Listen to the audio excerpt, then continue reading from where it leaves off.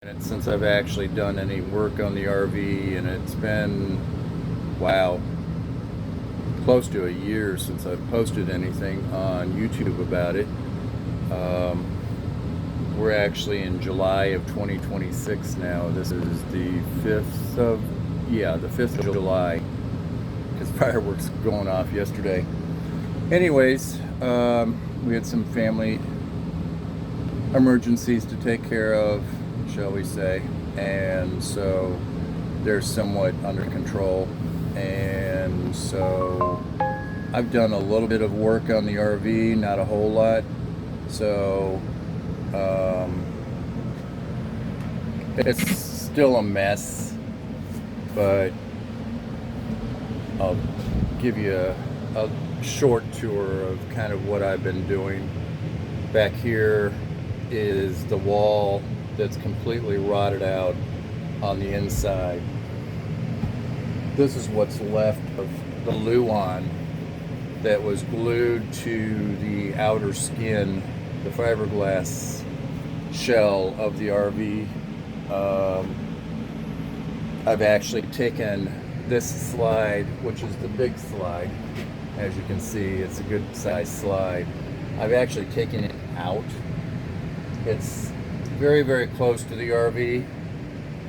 Right now I have some insulation, a roll of insulation tucked in here to kind of give me a little enclosed area so that I can still run the air conditioner while I'm working in here without it going directly outside. But anyways, I've been able to get this floor piece taken up. This is actually tongue and groove, so I had to take a saw and saw right next to, well, right on the seam of where these two pieces meet. And then some of this was glued down to the framing on the bottom of the RV. So we eventually got it up. It was in pieces, but we got it up.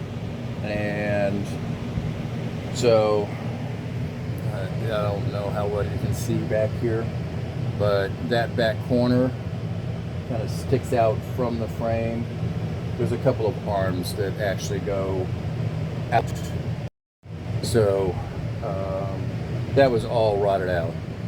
And I'm gonna have to take a 4x4, because of course nothing on these RVs are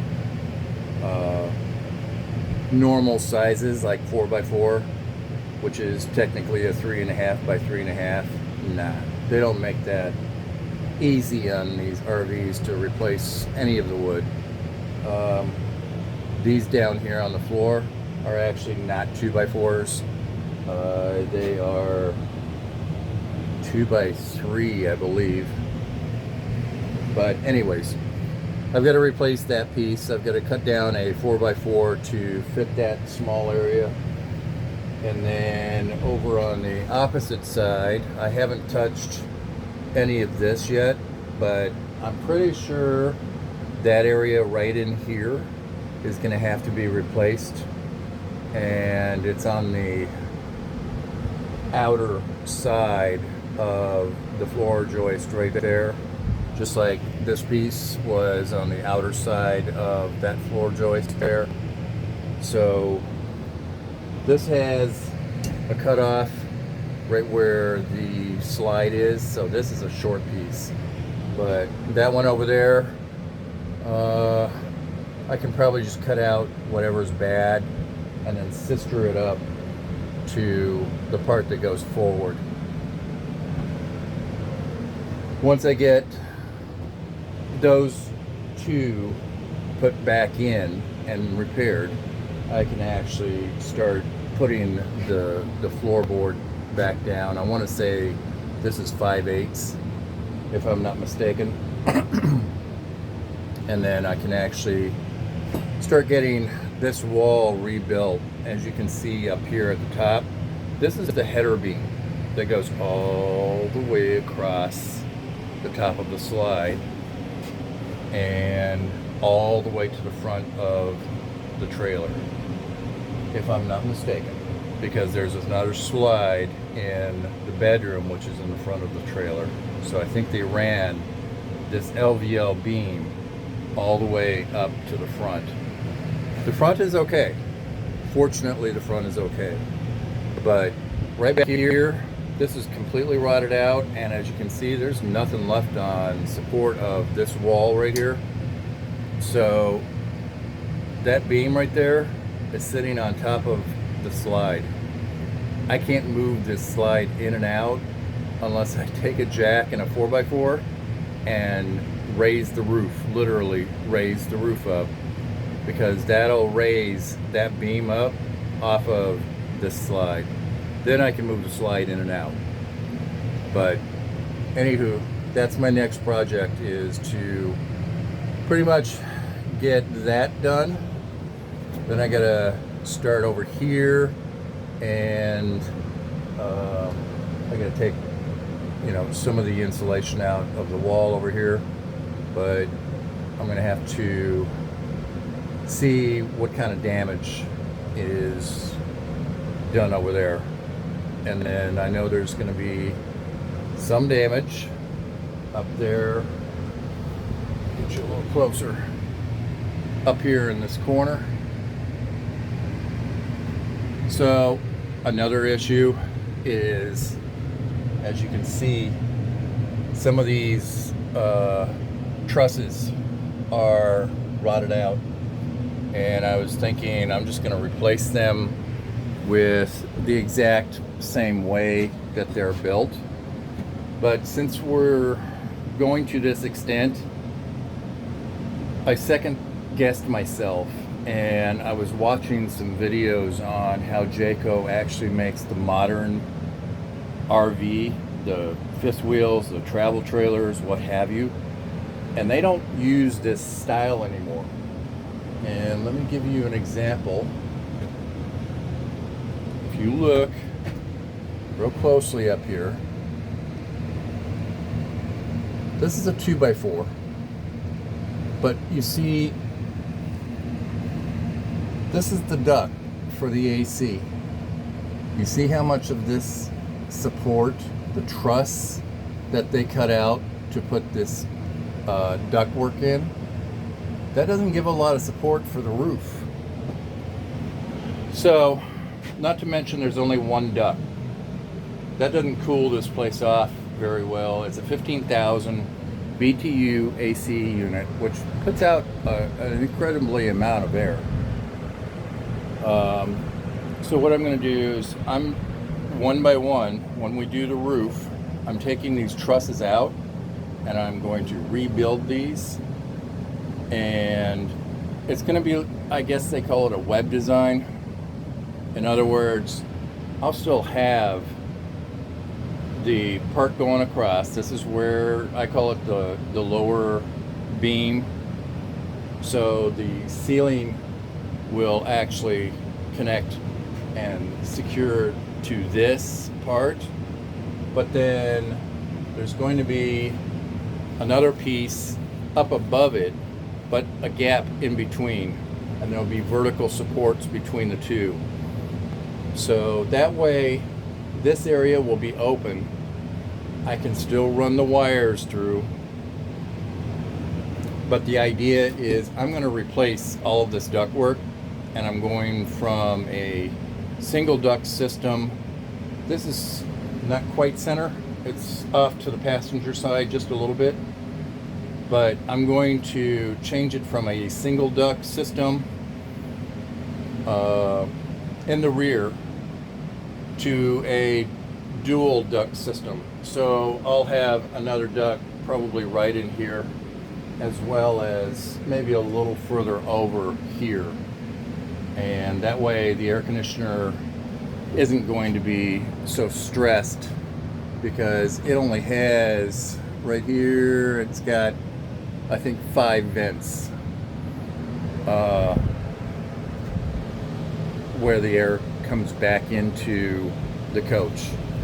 And if I put a dual system in, I'll actually double the amount of vents, and it won't tax the AC unit with back pressure so much, and I'll get a lot more air circulation in here. But I'll also be able to, the way I redesign these trusses, there'll be some space in here that I can literally build my own air duct and put it in that space. And the air duct is going to be made out of a foil lined foam. It's a foam board, but it's got foil on the one side, if not both sides, and I'll just cut it to whatever size I need. But I'm also going to make sure that where it comes out of the air conditioner, it's not got a 90-degree corner in there. It's going to be curved, so that's better for the airflow, and it doesn't restrict the airflow on that 90-degree curve. So that's the plan anyways at this point.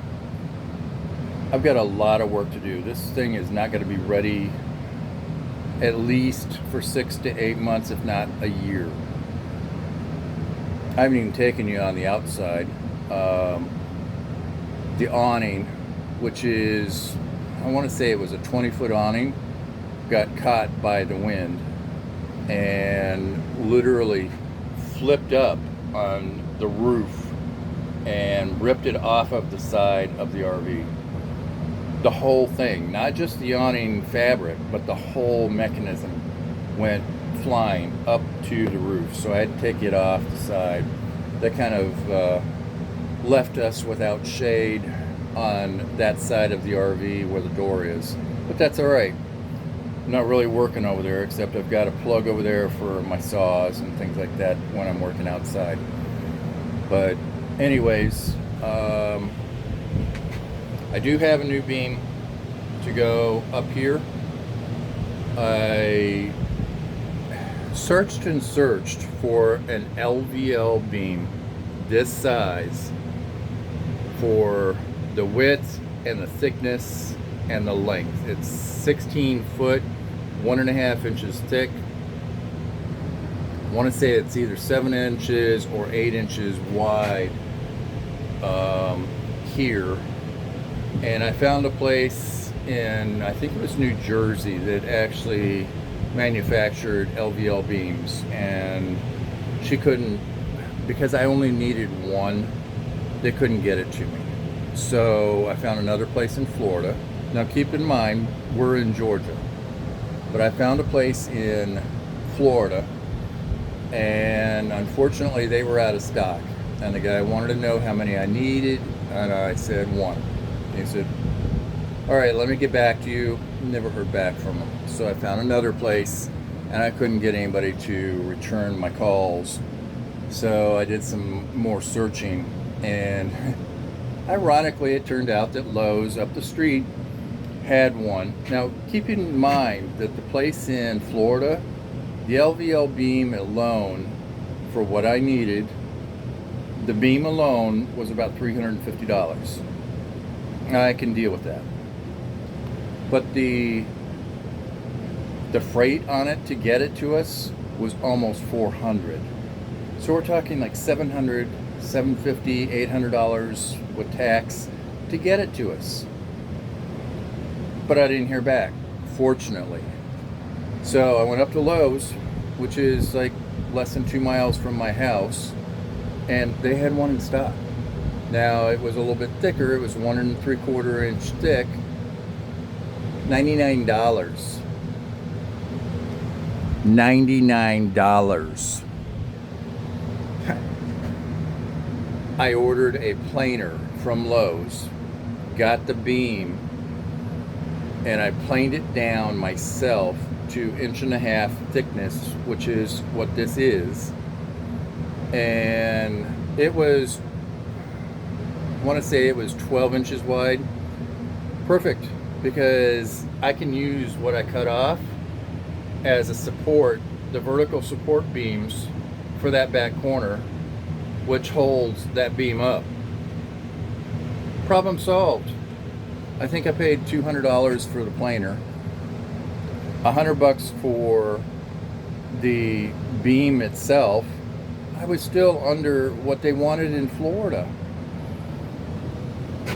Not to mention with shipping it to us, nah, didn't make any sense. So I lucked out on that. Anyways, there's a lot to do on this trailer, and by the time I'm done, it's going to be a new trailer. So I don't know how many thousands of dollars that I've got sitting in the belly of this trailer for upgrades, updates, what have you. I've got new sensors for the storage tanks. Now this has two, well, I've got a black tank, two gray tanks, and a freshwater tank. I've got new sensors for all four of those tanks, plus a new sensor system. The Jayco sensors that this thing came with are integrated into the range hood that was over the range, and I'm gonna just get rid of that thing. I'm gonna put in a new range hood. I might even put in a new range, I don't know, but probably all of the appliances, water heater. I've got a new furnace because this one doesn't work. I think I actually bought a new water heater too. It's probably down on the belly. The refrigerator has been replaced. I already took it out just to get some space in here. So basically the whole thing is going to be brand new. I'm going to paint the cabinets and rehang the ones that I had to take down because I took down all the wall board. It's not drywall. It's balsa board, if that's what you want to call it. So everything's going to be brand new. I've started ripping up the flooring. So the slide still has the carpet that was in here. It's pretty ugly. I'm pretty sure it's probably original to the trailer. You can see where I've started taking the carpet up here. Then in the kitchen, it's got linoleum. That's going to come up. All the flooring's coming up throughout the entire trailer. And so it will literally be a brand new trailer by the time that I am done with this thing. But my worry is because it's a 97, I know it's not going to hold its value for what I put into it. But for us, it's going to be a brand new trailer, and we couldn't go out and buy a brand new trailer for what I'm doing to this thing. I'm even contemplating putting in new windows just to make them energy efficient. I want the little details to really stand out and knock this thing over. So that's where I'm at right now. I will keep you posted. I'm planning on working on this thing a little bit more here and there, and we'll see how it goes. Talk to you soon. Any questions? Comment, like, subscribe, whatever you want to do. Have a great day.